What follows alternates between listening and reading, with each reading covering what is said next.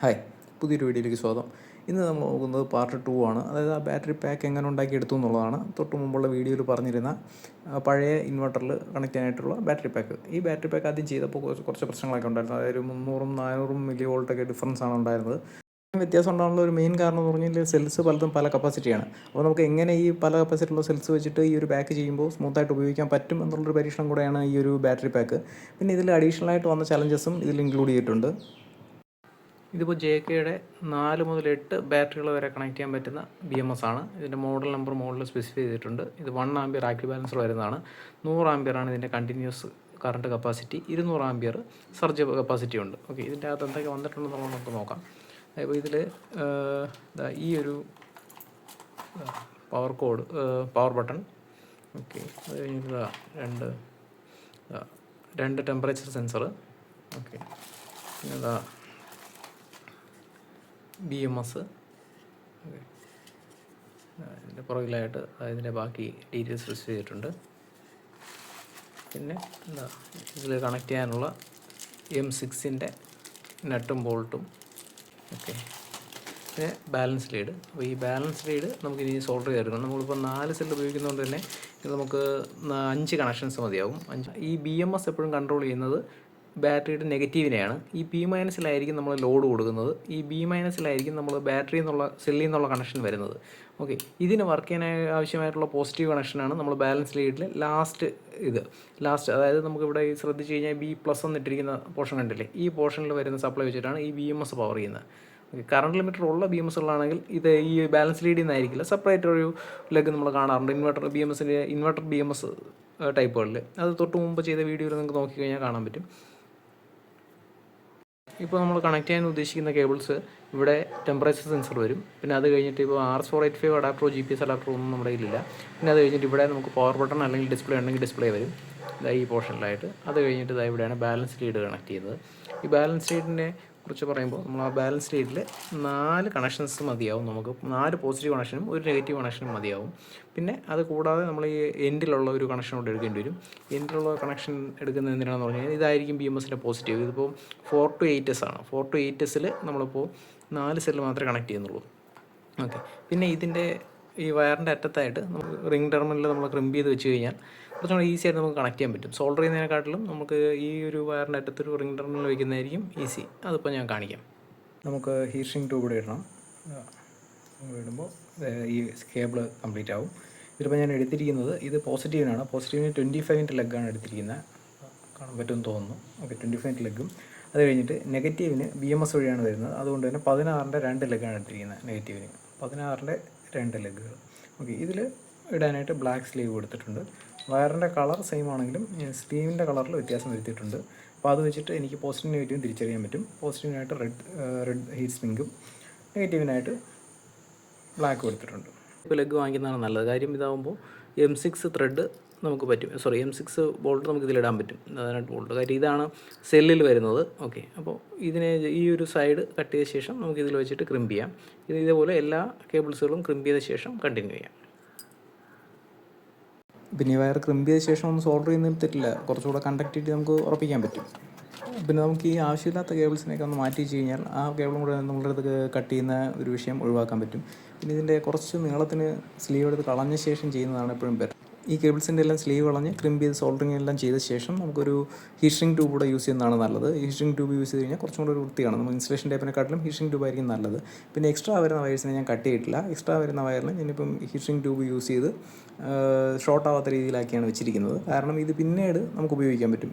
നമുക്ക് വേണമെങ്കിൽ 24-ലേക്ക് പോകുന്ന സമയത്ത് ഈ കേബിൾസ് റീയൂസ് ചെയ്യാൻ പറ്റും. ഇപ്പോൾ ഞാൻ ഓൾറെഡി ഈ കേസിൻ്റെ അകത്ത് ഇതിനെ കംപ്രസ് ചെയ്ത് വെച്ചിരിക്കുകയാണ്. അപ്പോൾ ഇത് 4 സെല്ലുകളുണ്ട്. അതിൻ്റെ കംപ്രഷനും മറ്റ് കാര്യങ്ങളെല്ലാം ഞാൻ മുമ്പുള്ള വീഡിയോയിൽ കാണിച്ചതുകൊണ്ടാണ് ഇതിൽ പ്രത്യേകിച്ച് കാണിക്കാത്തത്. ഈ സെൽസിൻ്റെ ഇടയിൽ EVA ഷീറ്റാണ് വെച്ചിരിക്കുന്നത്. ഇതിപ്പോൾ ഞാൻ ഓൾറെഡി മുമ്പ് ഉപയോഗിച്ചിരുന്നൊരു EVA ഷീറ്റാണ്. അപ്പോൾ ഈ ഒരു ഷീറ്റ് അഡീഷണൽ വെച്ചിരിക്കുന്നതെന്ന് പറഞ്ഞാൽ ഇതിൻ്റെ മുകൾ ഭാഗം പിന്നീട് കവർ ചെയ്യാൻ വേണ്ടിയിട്ടാണ്. ഓക്കെ, ഇതിൻ്റെ ഇടയ്ക്കും സെൽസിൻ്റെ ഇടയിലും ഇതേപോലെ EVA ഷീറ്റ്സ് ഉണ്ട്. ഇത് യഥാർത്ഥത്തിൽ 8 സെല്ല് വെക്കാനുള്ള കേസാണ്. അതുകൊണ്ടാണ് ഇതുവരെ ലെങ്ത് കൊടുത്തിരിക്കുന്നത്. ഇവിടെ കംപ്രഷൻ പ്ലേറ്റ് ഈ സൈഡിൽ കാണാൻ പറ്റും നിങ്ങൾക്ക്. ഓക്കെ, ഇത് വെച്ചിട്ട് ഇപ്പോൾ കംപ്രസ് ചെയ്ത് റെഡിയാക്കി വെച്ചിരിക്കുകയാണ്. അപ്പോൾ ഇനി ബാക്കി BMSൻ്റെ കണക്ഷൻസ് നമുക്ക് നോക്കാം. പിന്നെ ഇതിൽ ബസ് ബാർ ഇപ്പോൾ അലുമിനിയം ബസ് ബാറാണ് ഉപയോഗിക്കുന്നത്. ഓക്കെ, ഈ അലുമിനിയം ബസ് ബാർസ് വെച്ചിട്ട് നമുക്ക് കണക്ട് ചെയ്യാം. ഇപ്പോൾ ബാക്കി കണക്ഷൻസ് ചെയ്ത ശേഷം കണ്ടിന്യൂ ചെയ്യാം. ഈ സെൽസിൻ്റെ ചാർജും കൂടെ നമുക്കൊന്ന് ചെക്ക് ചെയ്ത് നോക്കാം കണ്ടിന്യൂ ചെയ്യുന്നതിന് മുമ്പ്. കാര്യം ഇത് പ്രത്യേകിച്ച് ബാലൻസ് ചെയ്ത സെൽസ് അല്ല. ഓക്കെ, ഇത് കുറച്ച് പഴയ സെല്ലുകളാണ്. ഓക്കെ, ഇതിൽ ഫസ്റ്റ് ഓക്കെ 3.31, ഓക്കെ സെക്കൻഡ് 2.94, ഇത് 3.31, ഇതും 3.31 ഉണ്ട്. ഓക്കെ, അപ്പോൾ ഈ ഒരു സെല്ല് ശകലം ഡൗൺ ആണ്. അപ്പോൾ ഇത് വെച്ചിട്ട് ചെയ്യുമ്പോൾ ഇതെങ്ങനെ ബാലൻസ് ചെയ്തെടുക്കുന്നു, അതിൻ്റെ ഇംബാലൻസ് എത്രത്തോളം വരും എന്നുള്ള കാര്യങ്ങൾ നമുക്ക് നോക്കാം. ഈ സെൽസ് ഒരു 0.5C ഡിസ്ചാർജ് ചെയ്യുമ്പോഴുള്ള കപ്പാസിറ്റിയാണ് ഞാനിപ്പോൾ സൈഡിൽ കാണിച്ചിരിക്കുന്നത്. ഇപ്പോൾ ഒരു കപ്പാസിറ്റി കൂടുതൽ കിട്ടണമെന്നുണ്ടെങ്കിൽ നമ്മൾ ഈ 0.5C എന്നുള്ളൊരു 0.3C ഡിസ്ചാർജ് ചെയ്യണമെങ്കിൽ കുറച്ചും കൂടെ ബാക്കപ്പ് കിട്ടും. സെല്ലിലെ വീക്കസ്റ്റ് സെല്ല് തേർഡ് സെല്ലാണ്. ആ തേർഡ് സെല്ല് ഒരു 0.2C താഴെ ഡിസ്ചാർജ് ചെയ്ത സമയത്ത് 82H വരെയാണ് കിട്ടിയിട്ടുള്ളത്, അതിന് മുകളിൽ കിട്ടിയിട്ടില്ല. അപ്പോൾ അതുകൊണ്ട് തന്നെ ഇത് ചെയ്തു വരുന്ന സമയത്ത് കുറച്ച് പ്രശ്നങ്ങൾ ഉണ്ടായിരിക്കാം എന്നുള്ളത് ഓൾറെഡി മനസ്സിൽ വെച്ചുകൊണ്ട് തന്നെയാണ് നമ്മളിതൊന്നും ചെയ്തു നോക്കുന്നത്. ഇതുപോലുള്ള കാര്യങ്ങൾ ചെയ്യുമ്പോൾ നമ്മളൊരു ഗ്ലൗസ് ഉപയോഗിക്കുന്നത് നല്ലതാണ്. ഞാനിപ്പോൾ ഗ്ലൗസ് ഒന്നും ഉപയോഗിച്ചിട്ടില്ല, 12 വോൾട്ട് ലോ വോൾട്ട് സിസ്റ്റം ആയതുകൊണ്ടാണ്. എന്നിരുന്നാൽ പോലും ഒരു ഗ്ലൗസ് ഉപയോഗിക്കുന്നതാണ് അതിൻ്റെ ഒരു ശരിയായ രീതി. പിന്നെ എൻ്റെ സമയം കുറച്ച് കുറയ്ക്കാൻ വേണ്ടിയിട്ട് ഞാനിപ്പോൾ ഈ സ്ഥലങ്ങളെല്ലാം കുറച്ച് ഫാസ്റ്റായിട്ട് ഫോർവേഡ് ചെയ്ത് പോവുകയാണ്.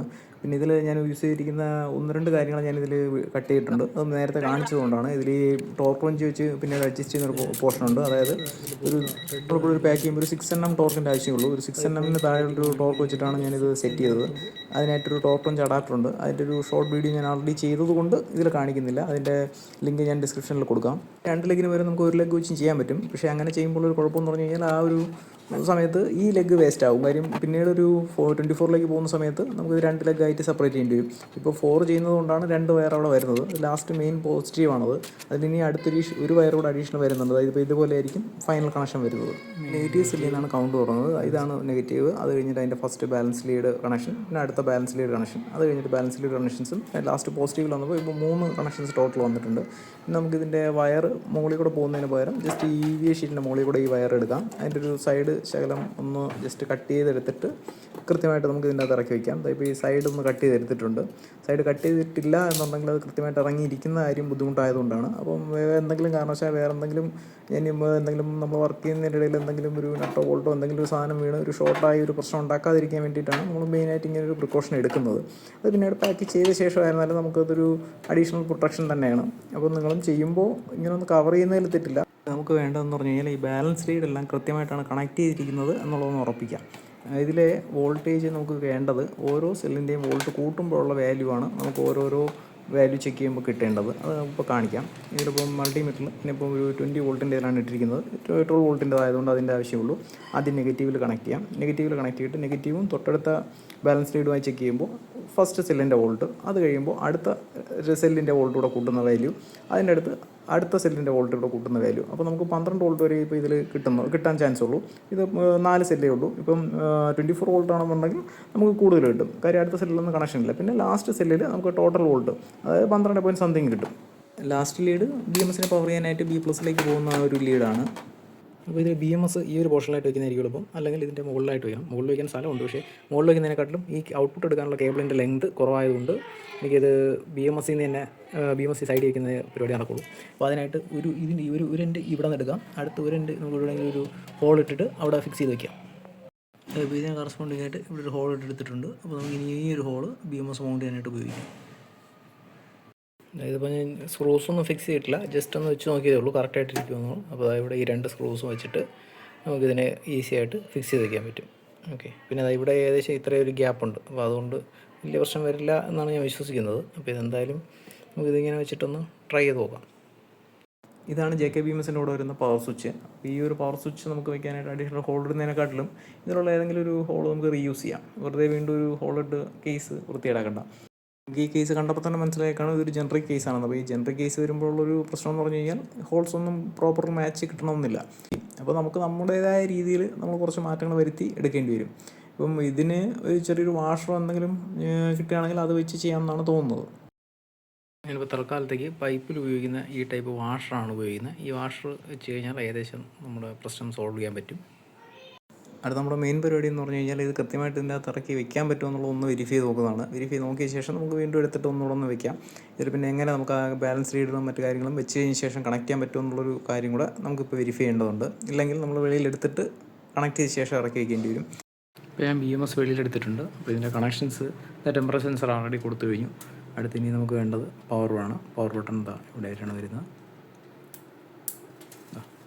ടെമ്പറേച്ചർ സെൻസറായി, പവർ ബട്ടണായി. ഇനി നമുക്ക് ബാലൻസ് ലീഡാണ് കൊടുക്കേണ്ടത്. ബാലൻസ് ലീഡ്സിൻ്റെ കണക്ഷൻസ്. ഇനി അടുത്ത് ബാലൻസ് ലീഡ്സിൻ്റെ കണക്ഷനാണ് കൊടുക്കേണ്ടത്.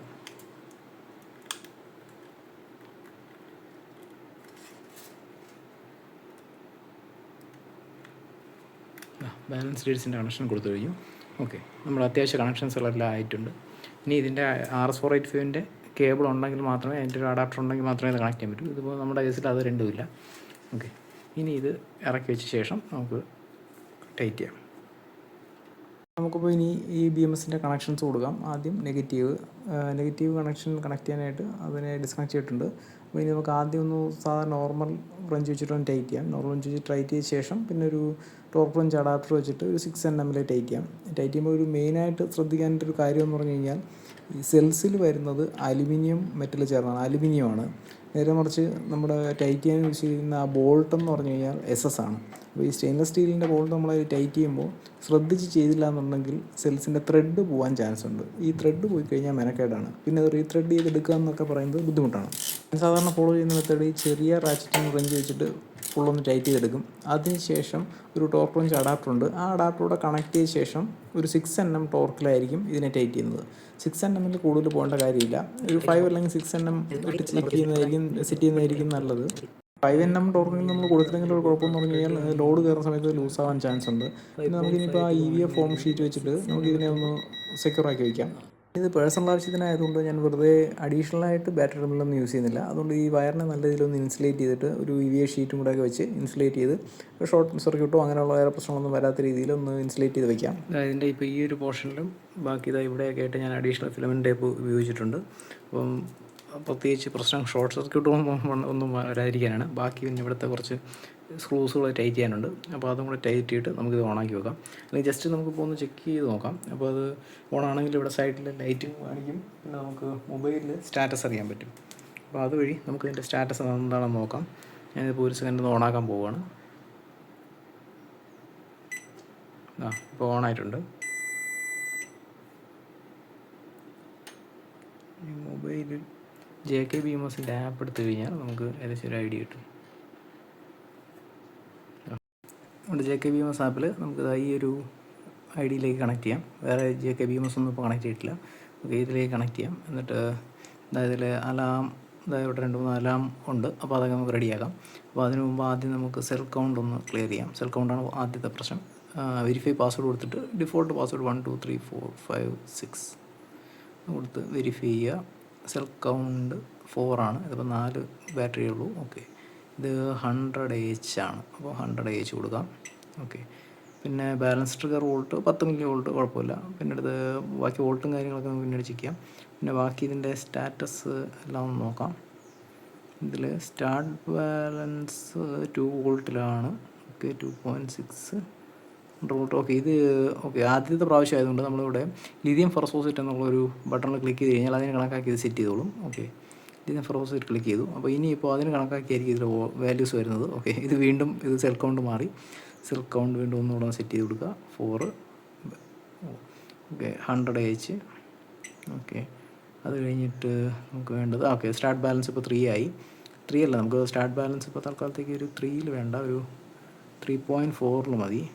ഓക്കെ, ഒരു സെല്ലിൻ്റെ പ്രശ്നമുണ്ട്. അപ്പോൾ അതുകൊണ്ട് വേണമെങ്കിൽ അത് കുറച്ച് നേരത്തെ ഇപ്പോൾ തൽക്കാലത്തേക്കൊന്ന് ചെയ്തോട്ടെ. 3.3 ചെയ്തോട്ടെ തൽക്കാലത്തേക്ക്. ഇത് പിന്നീട് നമുക്ക് മാറ്റാം. ബാലൻസ് കറണ്ട് 1 ആയിക്കോട്ടെ. സെൽ ഓവർ വോൾട്ട് പ്രൊട്ടക്ഷൻ 3.6 കുഴപ്പമില്ല. അടുത്ത് 100% SOC. ഇപ്പോൾ തൽക്കാലത്തേക്ക് ഈ വാല്യൂസ് വെച്ചിട്ട് ഇതിനെ നമുക്കൊന്ന് ചാർജ് ചെയ്ത് നോക്കാം. ചാർജ് ചെയ്ത് നോക്കിയ ശേഷം ബാക്കി സെറ്റിങ്സ് നമുക്ക് നോക്കാം. ഓക്കെ, സ്റ്റാറ്റസ് എന്താണ്? സ്റ്റാറ്റസ് സെൽ ഡിഫറൻസ് വോൾട്ട് ഇതായപ്പോൾ നോക്കിക്കഴിഞ്ഞാൽ അറിയാൻ പറ്റും. 0.369 ആണ്. കാരണം ഒരു സെല്ലിൽ വ്യത്യാസമുണ്ട്. അപ്പോൾ അതുകൊണ്ടാണ് ഞാനിപ്പം സെല്ലിപ്പോഴേ ബാലൻസ് ആവട്ടെ എന്ന് വിചാരിച്ചിട്ടിരിക്കുന്നത്. ഓക്കെ, അടുത്തിനി നമുക്ക് ഇതിനെ ബാക്കി എല്ലാം ഒന്ന് സെറ്റ് ചെയ്ത ശേഷം കണ്ടിന്യൂ ചെയ്യാം. ചാർജിങ് ഡിസ്ചാർജൊക്കെ ഓഫാണ്. എന്തായാലും ഇൻവെർട്ടറിൽ ഇപ്പോൾ കണക്ട് ചെയ്തിട്ടില്ല. ഇതിൽ പിന്നെ ബ്രേക്കർ ഞാൻ കണക്ട് ചെയ്തിട്ടില്ല. ഒരു എക്സ്റ്റേണൽ ബ്രേക്കറാണ് കണക്ട് ചെയ്യാനായിട്ട് ഉദ്ദേശിക്കുന്നത്. അപ്പോൾ അതുകൊണ്ടാണ് തൽക്കാലത്തേക്ക് ഇപ്പോൾ ഞാൻ ബ്രേക്കർ കണക്ട് ചെയ്യാത്തത്. ഓക്കെ, ഇതിൽ എത്ര കപ്പാസിറ്റി കിട്ടുന്നുണ്ടോ നമുക്ക് നോക്കാം.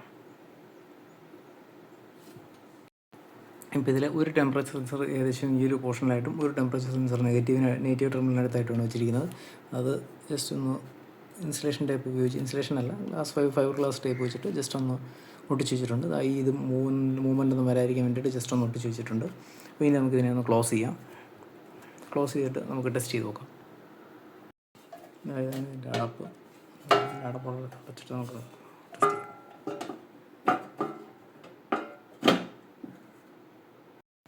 ഇതാണ് ഇതിൻ്റെ ഒരു ഫൈനൽ ലുക്ക്. അപ്പോൾ ഇതിൽ ബാറ്ററി ടെർമിനൽ ഉപയോഗിച്ച് കഴിഞ്ഞാൽ കുറച്ചും കൂടെ കാണാൻ ഭംഗിയായിരിക്കും. പിന്നെ ഈ പറഞ്ഞ പോലെ വേണ്ടാത്ത ഹോൾസൊക്കെ നമുക്ക് വേണമെങ്കിൽ കവർ ചെയ്തെടുക്കാൻ പറ്റും. ഇത് തൽക്കാലത്തേക്ക് പേഴ്സണൽ ആവശ്യത്തിനായതുകൊണ്ട് ഞാൻ വയർ ടെർമിനൽ ഡയറക്റ്റാണ് ഉപയോഗിച്ചിരിക്കുന്നത്. വേറെ പ്രത്യേകിച്ച് ഒരാളൊന്നും ചെയ്തിട്ടില്ല. പിന്നെ ഇതൊരു ജനറൽ കേസ് യൂസ് ചെയ്ത് നമ്മൾ എന്തെങ്കിലും ചെയ്യുമ്പോൾ അതിൻ്റേതായ ലിമിറ്റേഷൻസ് ഈ ബാറ്ററി പാക്കിൽ നിങ്ങൾക്ക് കാണാവുന്നതാണ്. പിന്നെ നിങ്ങൾക്ക് ഈ വീഡിയോ ഇഷ്ടപ്പെട്ടെങ്കിൽ തീർച്ചയായിട്ടും ലൈക്ക് ചെയ്യാനും ഷെയർ ചെയ്യാനും സബ്സ്ക്രൈബ് ചെയ്യാനും മടിക്കരുത്. പിന്നെ ഇനി നമുക്ക് ഇതിൻ്റെ വോൾട്ടേജ് ചെക്ക് ചെയ്യുന്നതിന് മുമ്പ് ആദ്യം നമ്മൾ സെറ്റിങ്സിൽ പോയിട്ട് ചാർജ് ഡിസ്ചാർജ് മോസ്ഫെറ്റ്സ് ഓൺ ചെയ്യണം. ബൈ ഡിഫോൾട്ട് ഓഫ് ആയിരിക്കും. അപ്പോൾ അത് രണ്ടും ഓൺ ആക്കിയ ശേഷമേ നമുക്ക് ഔട്ട്പുട്ട് ഇതിൽ കിട്ടുള്ളൂ. നമുക്ക് മൾട്ടിമീറ്ററിൽ ചെക്ക് ചെയ്ത് നോക്കാം. പിന്നെ ഇതിൻ്റെ ബാക്കി ഡീറ്റെയിൽസ് എല്ലാം ഫസ്റ്റ് പാർട്ടിൽ ഡീറ്റെയിൽ ആയിട്ട് പറഞ്ഞിട്ടുണ്ട്. അപ്പോൾ അതിൻ്റെ ലിങ്കും ഞാൻ ഡിസ്ക്രിപ്ഷനിൽ കൊടുക്കാം, പിന്നെ സൈഡിലും കൊടുക്കാം. നമ്മളിപ്പോൾ ചെക്ക് ചെയ്യുമ്പോൾ ഇത് കാണിക്കുന്ന 12.8 വോൾട്ടാണ്. നമുക്കത് ഇൻവെർട്ടർ കണക്ട് ചെയ്ത് ബാക്കി ഡീറ്റെയിൽ ആയിട്ട് നോക്കാം. പിന്നെ നിങ്ങളുടെ വിലപ്പെട്ട അഭിപ്രായങ്ങൾ കമൻസിൽ രേഖപ്പെടുത്താൻ മറക്കരുത്. പിന്നെ നിങ്ങൾക്ക് ഇതിൽ എന്തെങ്കിലും ഡൗട്ട് ഉണ്ടെങ്കിൽ അതും തീർച്ചയായിട്ടും കമൻസിൽ രേഖപ്പെടുത്താവുന്നതാണ്.